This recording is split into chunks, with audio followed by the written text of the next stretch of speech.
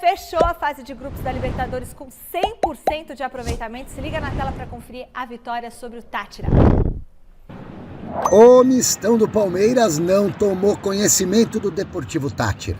Assumiu o favoritismo jogando no Allianz Parque e construiu outra goleada. Foi isso que aconteceu. Éramos muito melhores que os nossos adversários. Gustavo Scarpa meteu na área e o goleirão aceitou. De pênalti, Scarpa ampliou. O Everton, quando acionado, fez a parte dele. Mas no início do segundo tempo, deu bobeira geral na defesa alviverde e Gutiérrez diminuiu para o time da Venezuela. Rony, na base do oportunismo, fez o terceiro do Verdão. Aquele de bicicleta ainda está na fila de espera. Para mim é muito legal de ver o Rony tentando a bicicleta, participar desse momento assim. Eu acredito muito que ele vai conseguir fazer o gol, mas ele sabe que às vezes escapa uma risada ali em campo, tá? Porque a gente sabe dessa vontade dele de marcar esse gol. Rindo à toa ficou o Scarpa quando guardou mais um de penal. Hat-trick, garoto! Bom, eu particularmente estou muito feliz com os 3 gols, né? Foi a primeira vez na minha carreira que eu consegui isso.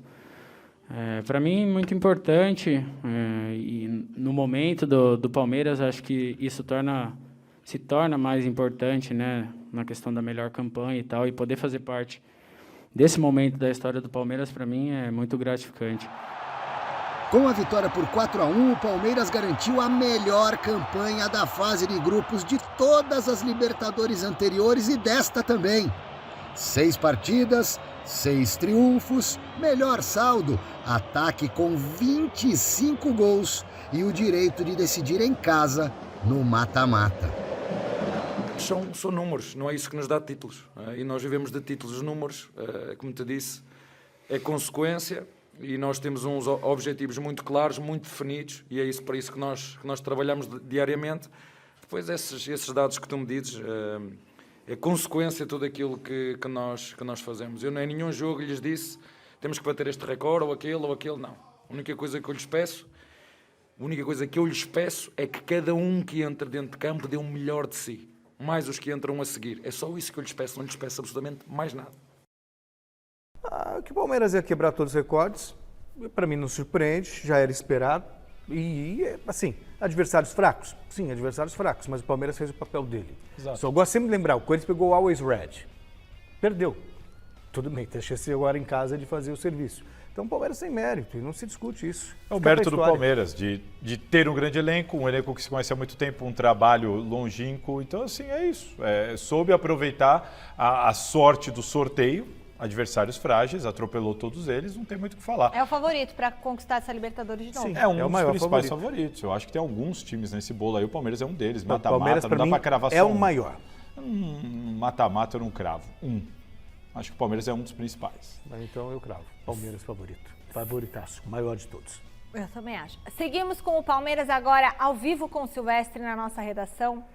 Ô Silver, o que aconteceu ontem com a sua pergunta na coletiva do Abel? Então, Michele, foi uma pergunta / posicionamento, tá? O repórter tem direito de questionar e o técnico tem direito de criticar. No finalzinho da coletiva, eu ainda consegui pegar o microfone, quase que não dava tempo, né? Mas eu consegui justamente para me posicionar em respeito a algo que o Abel disse ontem na coletiva, citando a imprensa, e que ele já repetiu várias vezes. O vosso trabalho, a vossa missão, a missão da imprensa é analisar resultado. Isso não desceu muito legal para mim e não é de hoje. Então eu aproveitei a minha oportunidade, o meu direito de me manifestar ali na coletiva de imprensa, apesar das dificuldades junto à Conmebol e à assessoria, mas consegui fazer a pergunta e o meu posicionamento e depois o Abel contra-atacou. Vamos dar uma olhada aí. Encerrando as entrevistas. Não, deixa fazer, senão ele vai ficar o dia todo aí a resmungar. Podes fazer, passa, faz. Isso mesmo. Professor. Isso. Abel, uma ponderação antes da pergunta, se você me permite. Quando você generaliza dizendo que a imprensa ela analisa só resultado, não é verdade. Tanto não é verdade que você mesmo na sua primeira fase aqui no Palmeiras, ganhando muitos títulos e vencendo jogos, você era criticado por parte dessa imprensa. Eu queria só deixar isso claro, não sou corporativista, mas eu acho importante a gente deixar isso um pouco claro, tá? Generalizar é perigoso. Em relação ao jogo contra o Santos, esse calendário insano, essa maluquice de ter jogo de clube com seleção convocando jogadores, os principais times são prejudicados, os concorrentes do Palmeiras também serão alguns, né, prejudicados. E além dos desfalques de campo, você será um desfalque, né, porque você está suspenso. Eu queria saber se você se sente perseguido pela arbitragem aqui, se você realmente faz uma autocrítica que deveria melhorar ou não. Você é assim, é explosivo e ponto final. Olha, eu tenho a minha opinião. Assim como vocês têm a vossa opinião, eu tenho a minha opinião. E a minha opinião eu vou dá-la sempre, quer tu gostes ou não gostes. É a minha opinião, assim como tu tens, os teus colegas têm. E a minha opinião, que é só a minha opinião, enquanto alguns de vocês, eu não estou a dizer todos, a carapuça serve a quem a vestir. A carapuça serve a quem a vestir. Quem a quiser vestir, é para ele. E o que eu digo é exatamente isso. É a minha opinião. Quando eu consigo fazer a análise de um jogo e tirar o meu clube, é muito mais... É fácil de saber quem são, não é fácil. É muito tendencioso. Entendo o que eu estou a dizer? Mas é a minha opinião, assim como tu tens a tua e os teus colegas têm a dele. E eu aceito a opinião de toda a gente. Em relação ao resto, em relação à arbitragem... Não, já te disse, quando jogo com os melhores árbitros brasileiros, eu nunca tive problemas. Nunca tive problemas. Em relação ao último jogo, já te disse que foi o amarelo que me foi dado, foi muito bem dado, porque realmente eu não podia ter dito o que disse, e, portanto, nem devia ter dito o que disse no final, porque a verdade é que eu acredito que o árbitro faz o melhor que pode e sabe. Pode não ser o suficiente, mas acredito que faça o melhor que pode e sabe. Sinceramente, acredito que o árbitro... O que me apitou no Juventude, faz o melhor que sabe e que pode. Acredito, mas seriamente nisso que eu te estou a dizer. Depois, tu tens jogadores de nível top, tens jogadores de nível médio e tens jogadores de nível fraco. Tens treinadores de nível top, tens treinadores de nível médio e tens treinadores de nível fraco. Tens jornalistas top, tens jornalistas médio e tens jornalista fraco.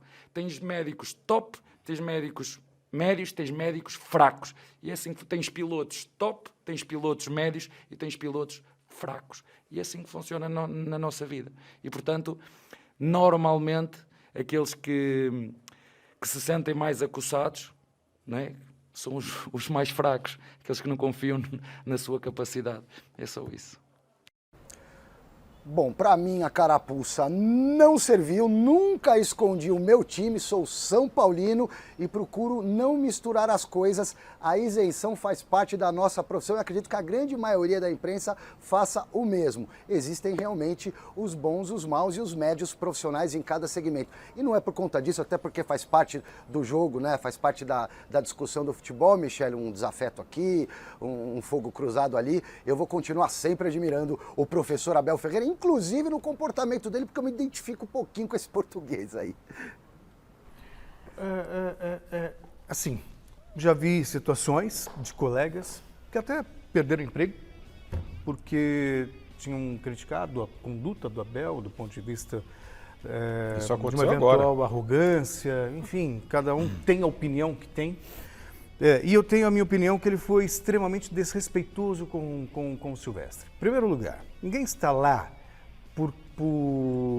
de graça. É um profissional, e um profissional do jornalismo, ele participa de uma coletiva, porque o que o treinador tem a dizer importa ao seu torcedor e ao consumidor do futebol. Ele está lá trabalhando, não é porque ele é um fã do... Então, se por um lado o Abel pareceu até generoso, no sentido, permita o jornalista fazer a pergunta, no caso Silvestre. Mas aí ele falou, vai ficar resmungando.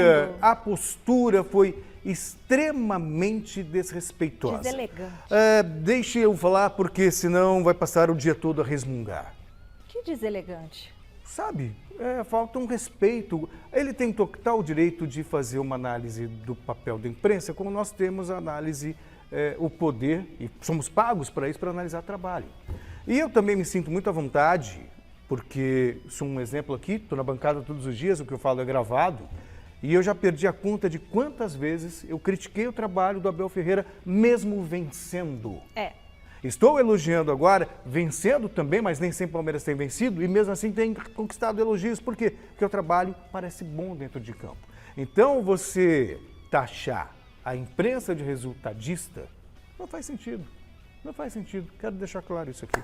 Eu acho que o Abel cometeu uma série de equívocos nessa resposta ao Silvestre, não só na resposta, mas no final. Foi importante, ali o Fini colocou tudo para a gente perceber ele falando durante, para não parecer que houve edição. Exatamente, acho que a Gazeta Esportiva tomou esse cuidado e foi muito bem nesse sentido. Para começar, o Abel Ferreira passa ele flerta com a arrogância, mas ele é no mínimo mal educado. Né? Ele é no mínimo. Tá sendo educado, ele é no mínimo mal educado e ele tem exatamente o perfil de técnico que se é questionado neste mesmo tom, dá um chilique na coletiva. Eu já vi isso, muitos técnicos fazerem isso. Dá um chilique, como é assim, não é assim que você fala, onde que você está. Que na verdade é uma maneira de intimidar. Exatamente. Então assim, extremamente mal educado com o Silvestre ou com qualquer profissional que está ali, com todos que estão ali trabalhando. Segundo ponto, ele diz, essa é a minha opinião e eu aceito a opinião de todos. Não aceito. Não aceito. Muito pelo contrário. A reclamação dele é justamente porque a opinião dos outros incomoda. Outra coisa, podemos discordar, mas normalmente os fracos são aqueles que vestem a carapuça. Agora, olha como isso é contraditório. A reclamação dele é dos jornalistas que analisam resultado e não desempenho. Quem vestiu essa carapuça, dentro do que ele está falando? O torcedor palmeirense está ansioso para chegar logo, aniversário de 16 anos do Endrick, né? Quando ele vai ficar à disposição do Abel Ferreira. Mas hoje vocês podem ver como que o garoto está se saindo nos torneios da base. O José Paz acompanhou ontem a vitória do Verdão sobre o Atlético Mineiro pela Copa do Brasil Sub-17. Fica de olho. As atenções na Arena Barueri estavam todinhas voltadas para esse cara, o Endrick, camisa 9 do Palmeiras Sub-17. É que na última segunda-feira, o clube anunciou que acertou com o jogador as bases do primeiro contrato dele como atleta profissional. O novo vínculo será assinado quando o Endrick completar 16 anos, no próximo dia 21 de julho. Nessa terça-feira, aqui em Barueri, o Palmeiras recebeu o Atlético Mineiro pelo segundo jogo das quartas de final da Copa do Brasil Sub-17. No jogo da ida em Belo Horizonte, deu Verdão pelo placar de 5-0 e com um show do menino Endrick. Ele fez um gol, deu 2 assistências e ainda sofreu um pênalti. Mas não é só o camisa 9 que vem brilhando na base do Palmeiras, não. Estevão, também só 15 aninhos de idade, conhecido pelo palmeirense como Messinho. E pelo golaço de canhota que ele fez ontem no segundo tempo, já dá pra entender o porquê, né? É que hoje eu tento espelhar bastante nele, né? Mas ali dentro de campo sou meu nome é Estevão e eu tô crescendo pra tornar esse nome grande, pra ajudar várias pessoas, ajudar minha família e principalmente exaltar o nome de Deus. Apesar da grande vantagem no placar agregado, o Palmeiras dominou o Atlético e muito desse domínio veio por causa dos ótimos desempenhos do Endrick e do Luiz Guilherme, outra joia do Verdão de apenas 16 anos. Amizade muito boa, né? Já tem 5 anos já que a gente está jogando junto. A gente sempre procura procurar o outro e cada dia mais a gente está evoluindo. O que acabou não sendo assim tão bom em Barueri para o Palmeiras foi o resultado no início de jogo. Quem abriu os trabalhos na noite de ontem foi o Galo. O Igor Araújo de Pucheta fez 1-0 para o Atlético.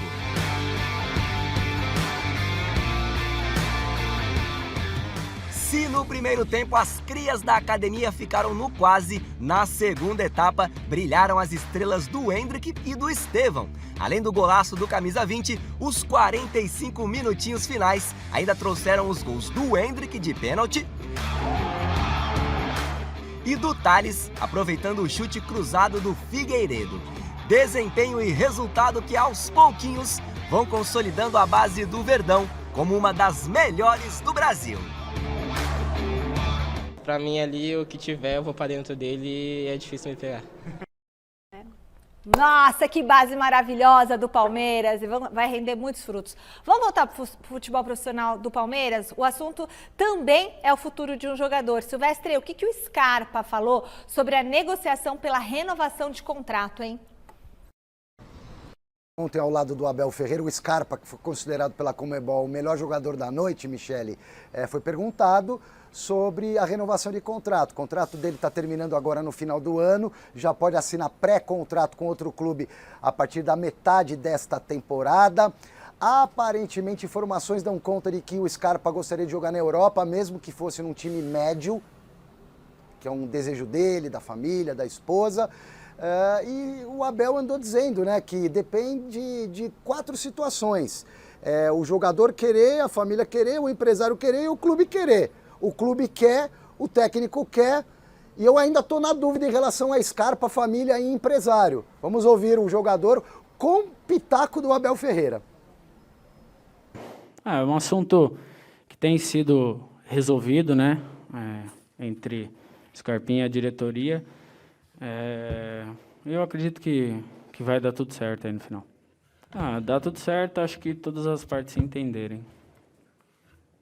Já vos disse que há 4 partes que se têm que entender para se for uma negociação, não é?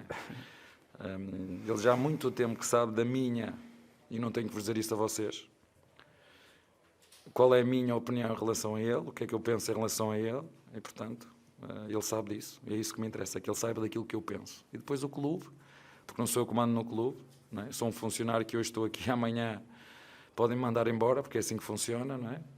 E, portanto, agora, quando me pedem a opinião, eu dou e digo aquilo que eu penso, mas mais tudo é ele saber aquilo que eu penso sobre ele.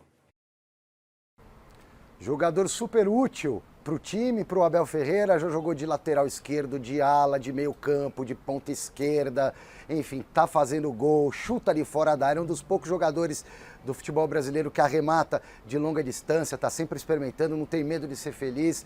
Aí, vamos ver se o Scarpa vai continuar, vai renovar, ou se ele encerra a passagem gloriosa pelo Palmeiras no final de 2022. Mi? E aí? Acho que é a última oportunidade do Scarpa. Se o Scarpa tem o sonho de ir para a Europa, ele está com 28 anos. Ele não vai para a Europa depois disso. Ele não vai. Não. Então, assim, ele já não vai para o primeiro escalão. Eu nem sei qual é o clube que ele se encaixaria, mas ele até talvez consiga se encaixar. Agora, se não for agora, não vai mais. Então, vai muito do desejo pessoal até dele. Até porque é uma questão de mercado. Antes ainda, os clubes europeus contratavam jogadores com 23, 24. Hoje os caras querem jogadores de 16, cada vez mais 17, talvez 19. Sabe aquela coisa? Um Valladolid aparece. Um bom salário, um país legal de morar, ele tem um sonho de jogar na Europa e agora. A gente já viu isso com o Lucas Lima, quando estava em alta, com o próprio Veiga, acho. Pensando na carreira, ele está no melhor time do país, que está brigando por tudo, podendo ser campeão, está sendo utilizado, importante. O Palmeiras está oferecendo um salário melhor para ele e tal. Em tese, você pensa, fica. Mas tem que ver o jogador. Às vezes ele tem um sonho, de repente, de jogar lá, de viver essa experiência, de morar lá, a família. Então, assim, tem que respeitar a opinião dele. Mas só acho que não tem mercado. Se for o desejo pessoal, tem que ser agora. Não adianta que depois não vai ter outra chance. Ele é um jogador para qual tipo de time? Para que nível de time? Hoje, sinceramente, na Europa, Ele não pega os principais clubes europeus. O leste europeu. Sabe, você tinha a Ucrânia. Mas o leste está parado. Está parado então, mas que eu tô falando, mas não vai pro leste europeu, né? Scarpa fica no Palmeiras. Turquia. Dá para jogar num Sporting de Portugal. Vai. Dá para jogar. Acho que assim, não é negócio. Não se contrata mais jogador, a não ser que ele tenha os direitos federativos na mão. Se ele, eu acho também que se ele está adotando essa postura é porque algo deve ter, né? Alguma coisa deve ter, é verdade. Então,